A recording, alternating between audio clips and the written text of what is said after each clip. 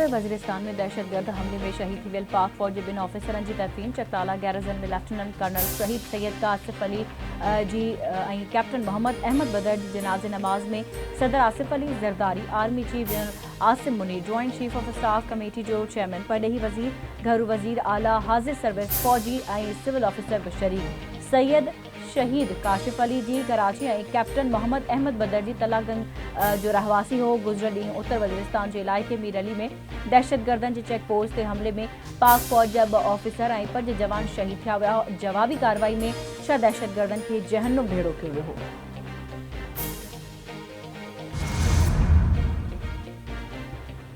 दहशतगर्दनि मुंहतोड़ जवाब ॾींदासीं। सदर आसिफ ज़रदारी जो उत्तर वज़ीरिस्तान में शहीद थियल पाक फौज जे जवाननि खे ख़िराज जी अक़ीदत पेश। संदसि चवणु आहे त पाक फौज जी ईमान, इताद ऐं नज़्म ज़ब्त जे नज़रियनि खे लाॻीतो बरक़रार रखियो आहे। फौज सदाईं दहशतगर्दी ख़िलाफ़ जंग में पेशा वारानी मुहारत ऐं वफ़ादारी जा आला मयार क़ाइमु कया। बहादुर पुटनि वतन जे दिफ़ा लाइ क़ुर्बानी ॾियण खां कॾहिं बि न की वायो। पूरी क़ौम असांजी हथियारबंद फ़ौज सां गॾु बीठल आहे।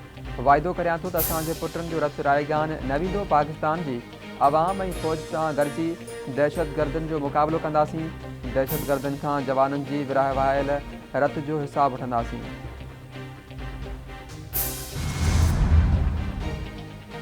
वज़ीर आज़म शहबाज शरीफ, पीपी चेयरमैन बिलावल भुट्टो ज़रदारी ऐं ॿियनि पारां उत्तर वज़ीरिस्तान में चेक पोस्ट ते फ़ौजी दहशतगर्दनि जे हमले जी सख़्त लफ़्ज़नि में मुज़म्मत। शहीद फ़ौजी ऑफिसरनि ऐं जवाननि खे भेटा पेश कई वई। पीपी चेयरमैन बिलावल भुट्टो ज़रदारी चयो आहे त नेशनल एक्शन प्लान ते अमल करे दहशतगर्दनि जे नसरियुनि खे ख़त्म करणो पवंदो। वफ़ाक़ी घरू वज़ीर मोहसिन नक़वी, सिंध जे वॾे वज़ीर सैयद मुराद अली शाह, सीनियर सूबाई वज़ीर शर्जील इनाम मेमण ऐं ॿियनि अॻवाननि तरफ़ां बि दहशतगर्द हमले जी मुज़म्मत कई